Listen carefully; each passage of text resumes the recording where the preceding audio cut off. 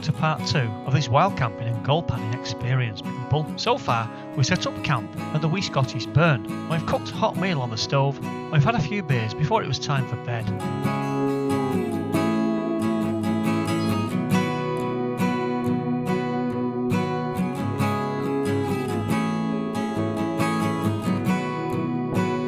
And after a good night's sleep, in the morning we had some breakfast and packed up our camp before we headed off to the river to go and do some gold panning. And the early spring sunshine meant that it was nice and warm as well.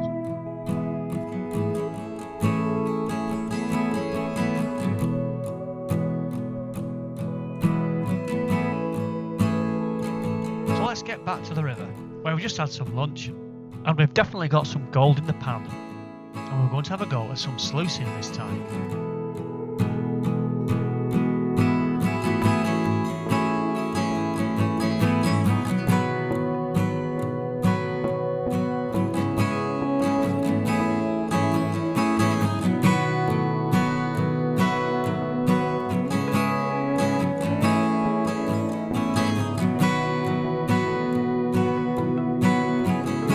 First, let's get back to the gravel bar we're going to have a look at at the end of the last video. This is an interesting feature.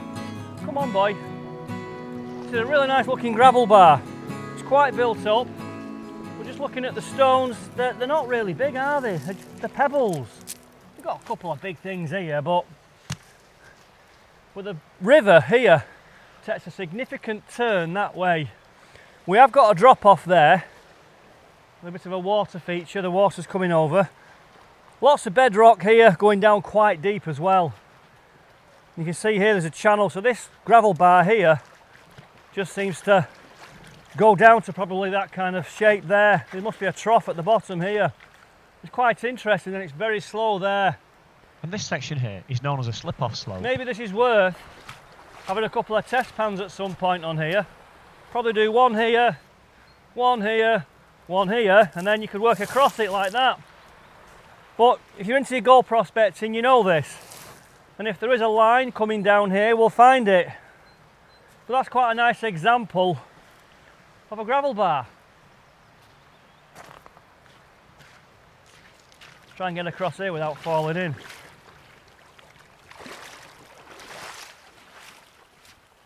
And so if we look at the river, and in this case, we've got a significant turn to the left. And on the inside of the bend, the water is much shallower and travels slower due to the frictional forces there.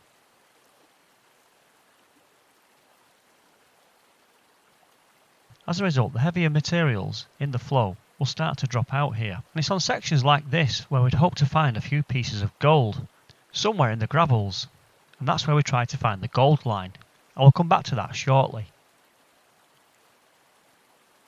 And on the opposite side, which is the outside of the bend, the water is deeper and much faster, which causes more erosion and over time will enlarge the bend. And so to find the gold line in the gravel bar, we need to do several test pans across the gravels. And in the diagram here you can see the basic method, where we might do 3 test pans per section and repeat this along the course of the gravel bar itself. The results in the test pans should then build up a picture of where the heavies are travelling down the river, and if the spec count looks good, you know that you're on the gold line. I just love it here. It's like a little enchanted wood. There's so many little aspects on this wee Scottish burn that you could spend a lifetime just prospecting each little corner. Nice and peaceful as well. Right, I'll go and get my tent and my other bits and bobs. Looks like a bit of a bring and buy sale going on there. And I've hidden half my other stuff in a bush. So here's where the pitch was. Always leave it better than you found it. I've got my litter and other people's litter in there. And I was around this section last night and I've made it good. So let's just get down here, because I think someone's been working here. I can see like a dam, oops, careful there. There's a dam wall. I suspect someone's put a sluice across there. And then we've got a really nice looking bedrock channel here, and Hopefully the camera will show it, but someone's worked this, I think. They also say that gold rides the iron horse, and I'll just show you this here. Bear with me a minute. So just come with me down here. You can see here we've got lots of iron. Something's going on there.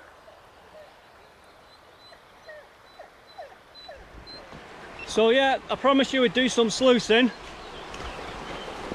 So let's go and get all the equipment. I might go down there to the little gravel bar that most people around here know and give it a go. So this is the gravel bar that most people come here and work. I've worked it myself. The river's low, to be fair, it's very low. And you can see you've got quite a lot of gravels there that are getting bigger and bigger. It's fine here. Well, let's just have a nip down here. I'm just interested in where this bend starts to really focus on and take shape. We have got some larger boulders this section. It's like one of the first drop-off points by the looks of it. Same here. It's hard to tell if that's been a hole that's been filled in there, maybe.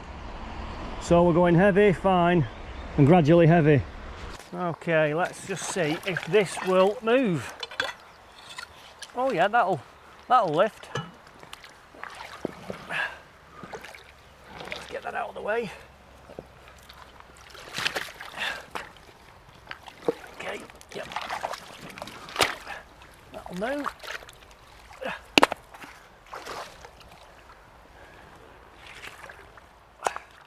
So we've got one bucket down the line already. I've seen a few specks. This is where that bad boy was. So let's have a go at getting a few more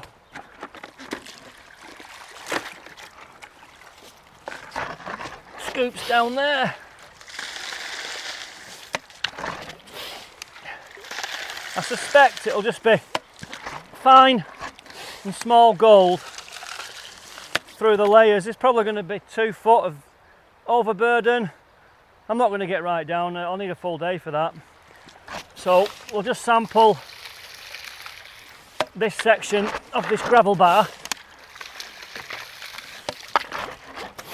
Let's see how we get on.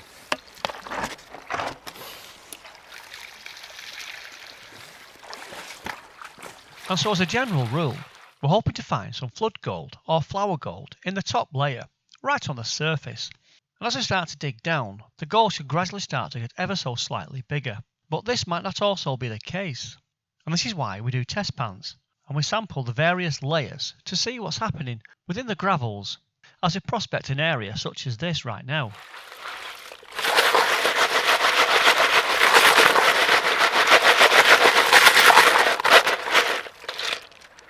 There's the ironstone again. And again, just as a side note here, I do know there's gold in this location. I've been here many times before. It was a case of just digging a hole, filling the bucket, classifying the materials and sluicing it. And we'll just see what happens at the end of the day, really. But on new rivers, it's always worthwhile going through the procedures and just doing test pans before you start to really sluice.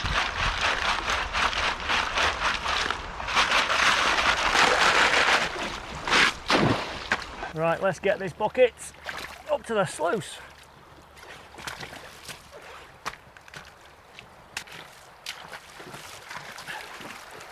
Right. What can we see on there? See a few little specks. Nothing to write home about. Let's feed it in though.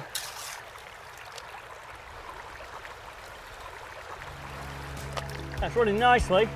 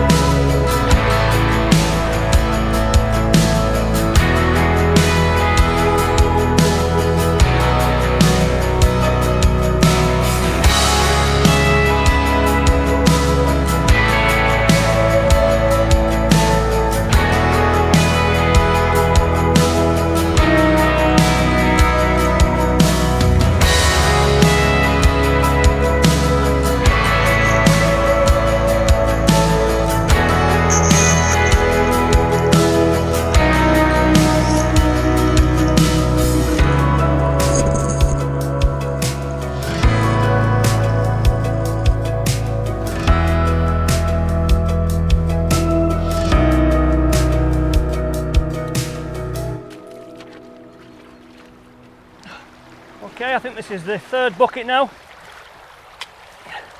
I've been working more up on the inside of the gravel bar.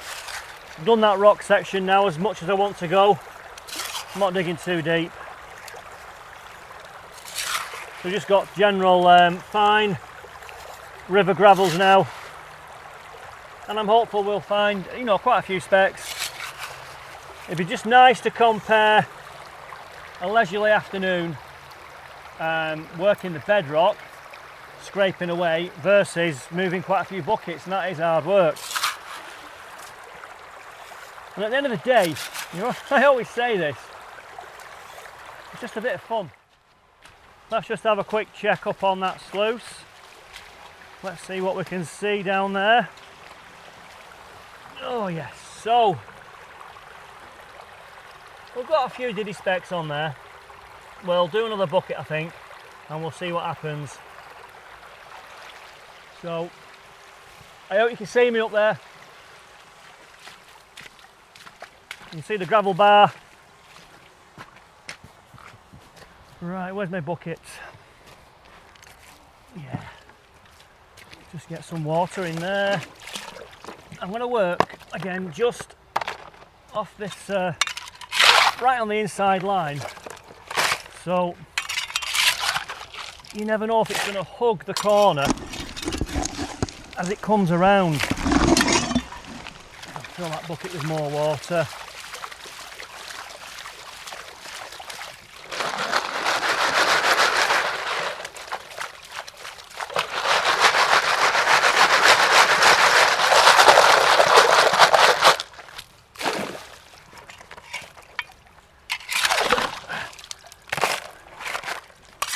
Just about getting that bucket filled up. I don't want to overdo it because I'm not used to digging at all at the moment. It's really hard work. You have to get your body kind of ready in the new season, and I'm way off. I'll probably have aching arms tomorrow. But anyway, the shadows were getting longer and longer as the day progressed, and it was time to do a clean up.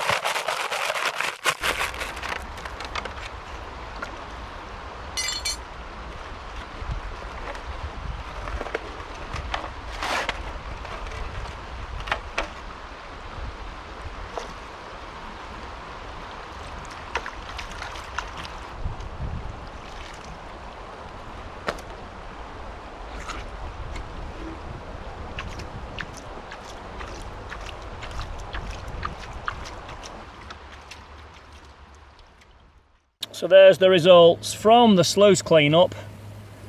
It's not bad, it's not epic, but that's what I expected. A few specks for about 3 buckets. There's a few visible specks in there, probably about 30 specks. And let's add it to the rest of what we've done today. And get the lead out of the way. Well, that's not too bad. I hope you've enjoyed this video. I'm going to get this lot and that lot over there, including the smelly dog, back to the car. So until the next time, people, come on you.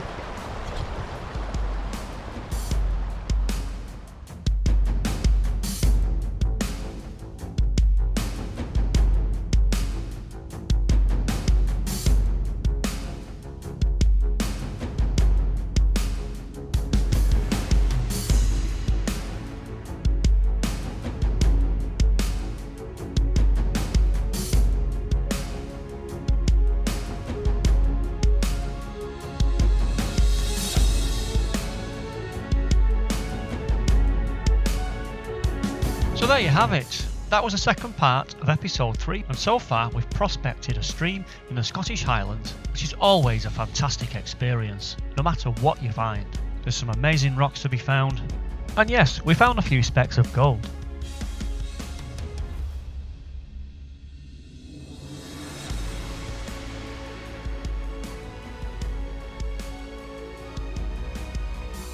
And then we moved on to the north of England, where the large rolling hills and a fantastic river, which we prospected And again, we found a speck of gold, and the common feature is there's always an interesting rock to be found.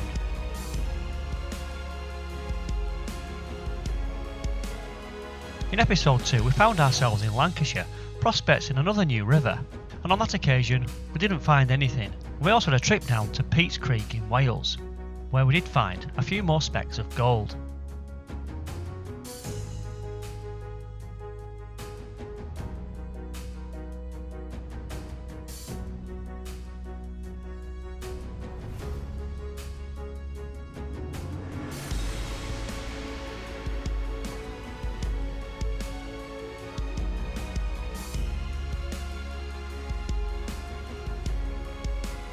But that brings us nicely to the end of this video, which is all about the wild camping and the gold prospecting. And I believe there's always an adventure out there waiting to be had. So stay tuned people. My name's Mr. Das P1 and thank you for watching.